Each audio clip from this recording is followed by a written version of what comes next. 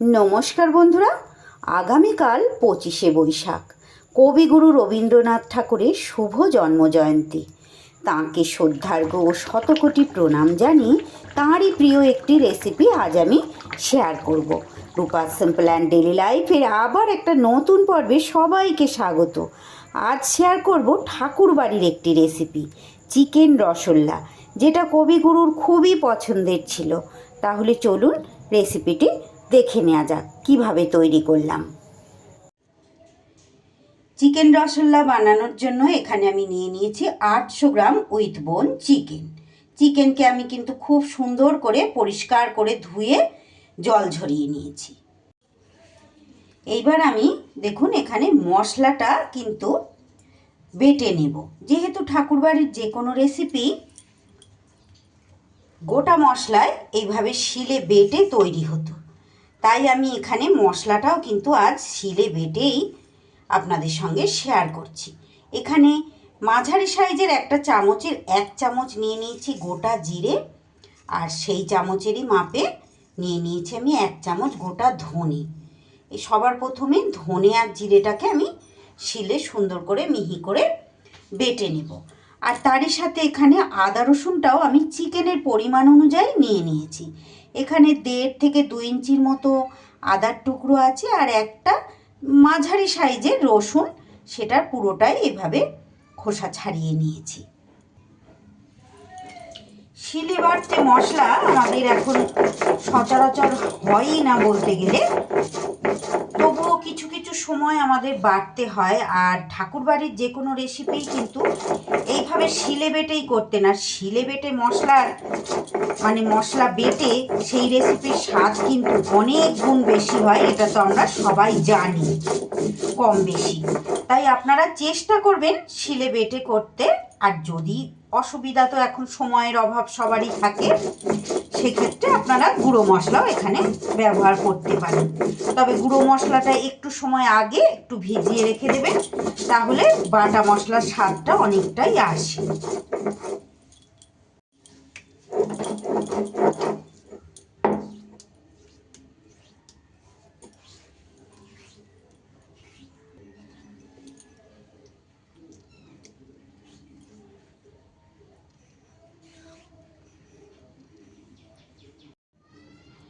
ধনে আর জিরেটা খুব মিহি করে বেটে তুলে নিয়ে এইবার আদা আর রসুনটাকেও আমি ওই রকমভাবে শিলে মিহি করে বেটে নেব। সুন্দর করে আদা রসুনও আমার পেস্ট হয়ে গেল।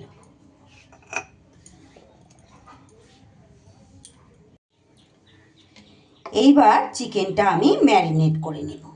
সবার প্রথমে আমি দিয়ে দিচ্ছি এখানে মাঝারি সাইজের 2টো কোঁচানো পেঁয়াজ। সম্পূর্ণ পেঁয়াজটা দিয়ে দিলাম।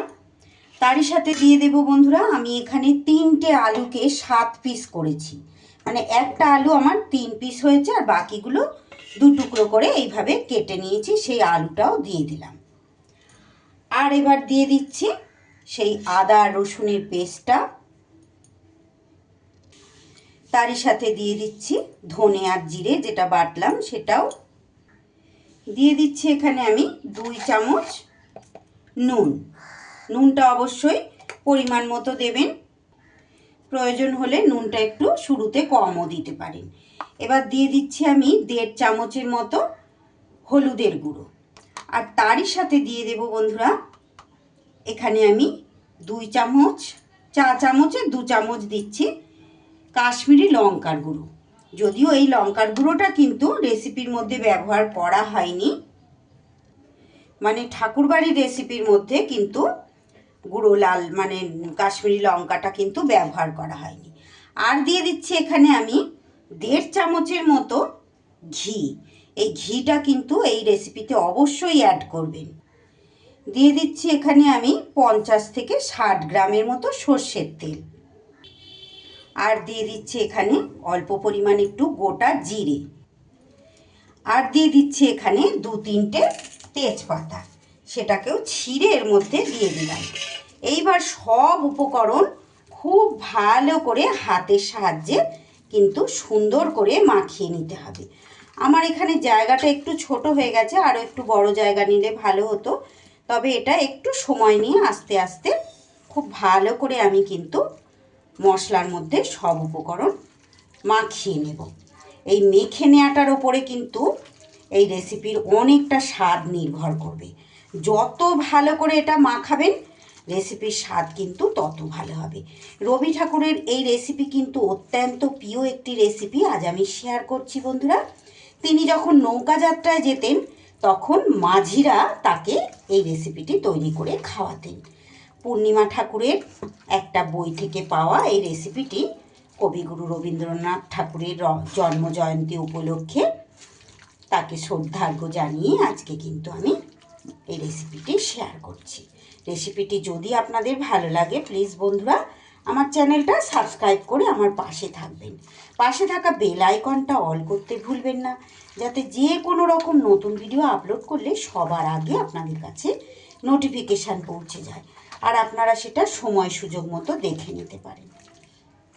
আমার চ্যানেলে নতুন বন্ধু পুরনো বন্ধু সব বন্ধুদের জানাই অসংখ্য ধন্যবাদ আমার সঙ্গে এইভাবে থাকার জন্য, আর অনেক অনেক ভালোবাসা।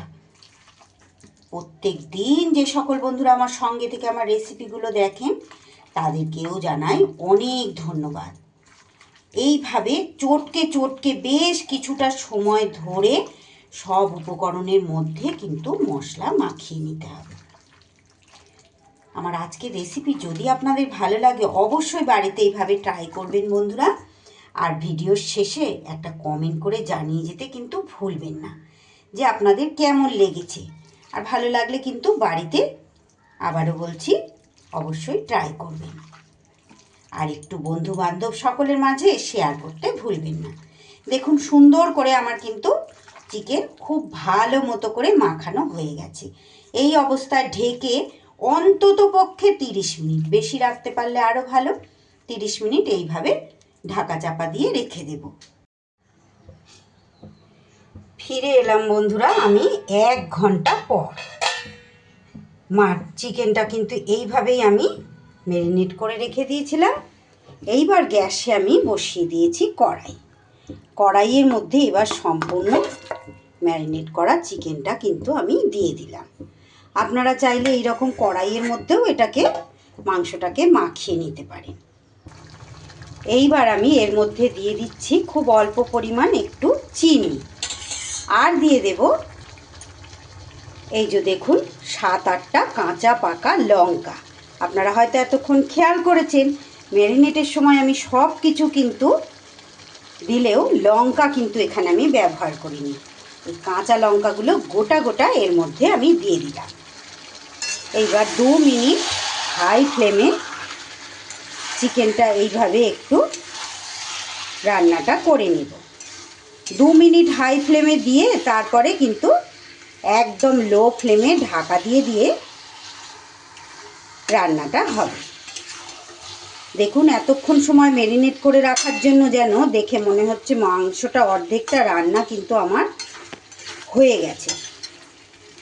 এবার আমি চিনিটা আর লঙ্কাটা একটু মিশিয়ে দিয়ে এবার আমি ঢেকে গ্যাসের ফ্লেমটাকে কিন্তু লো করে দেব। প্রায় 10 মিনিট পর বন্ধুরা আমি ফিরে এলাম। লো ফ্লেমে চিকেনটা কিন্তু এইভাবে 10 মিনিট আমি রান্না করে নিয়েছি। দেখুন চিকেন থেকে কি সুন্দর জল ছেড়েছে, আর চিকেন কিন্তু খুব সুন্দরভাবে সিদ্ধও হচ্ছে। আমি মাঝখানে 2 মিনিট ছাড়া 3-4 বার কিন্তু চিকেনটা আমি নাড়িয়ে দিয়েছি যাতে নিচে না লাগে। এইভাবেই আরও 8 থেকে 10 মিনিট চিকেন কিন্তু আমি রান্না করি। চিকেন কিন্তু আমার অলরেডি দেখুন সিদ্ধ হয়ে গেছে, কিন্তু যেহেতু আরও সুন্দর করে কষাতে হবে তাই আবারও একই রকম লো ফ্লেমে ঢাকা দিয়ে 8-10 মিনিট এইভাবে রান্নাটা করে নিতে হবে। চিকেনটা ওদিকে হতে হতে এখানে আমি একটু গোটা গরম মশলা নিয়ে নিলাম। এই রেসিপির মধ্যে চেষ্টা করবেন বন্ধুরা এই রকম গরম মশলাটা একটু বেটে দিতে, মানে গুঁড়ো গরম মশলা ব্যবহার না করে, যদি শিলে আপনারা নাও বাটতে পারেন একটু মিক্সিতে হলেও এইভাবে বেটে গরম মশলাটা ব্যবহার করবেন। আবারও 6-7 মিনিট পর ফিরে এলাম। দেখুন বন্ধুরা, এইবার চিকেন থেকে তেল আর মশলা কিন্তু আলাদা হয়ে গেছে।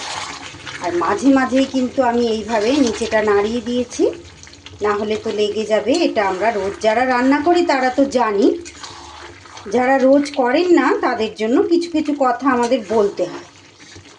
অবশ্যই এরা মাঝে মাঝে কিন্তু একটু নাড়িয়ে দিতে হবে, না হলে নিচে ধরা লেগে যাবে। এইবার যে গরম মশলাটা আমি বেটে নিলাম সেইটা এবার ওপর থেকে দিয়ে দিচ্ছি। আর তারই সাথে দিয়ে দেব আমি একটু গ্রেভির জন্য গরম জল।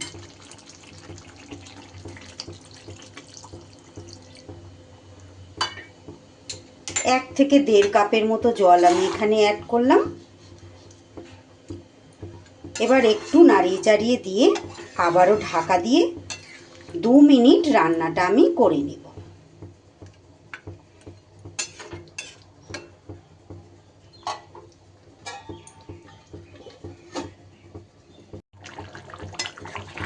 গরম জল আর গরম মশলা দিয়ে ঢেকে আমি 2 মিনিট মাঝারি আঁচে সুন্দর করে ফুটিয়ে নিলাম।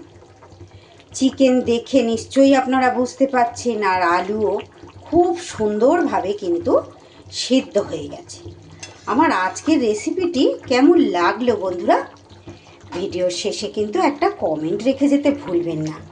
আপনাদের একটা লাইক আর একটা কমেন্ট আমাকে নতুন নতুন ভিডিও তৈরি করতে উৎসাহ যোগায়, আর আমার ভিডিওটাকেও কিন্তু অনেক দূর পর্যন্ত এগিয়ে নিয়ে যেতে সাহায্য করে। একটা কমেন্ট না রাখলে কি করে বুঝবো যে আপনাদের কতটা ভালো লাগলো। আর ভালো লাগলে এইভাবে অবশ্যই ট্রাই করবেন, আর একটু বন্ধুবান্ধব সকলের মাঝে শেয়ার করে দিতে ভুলবেন না।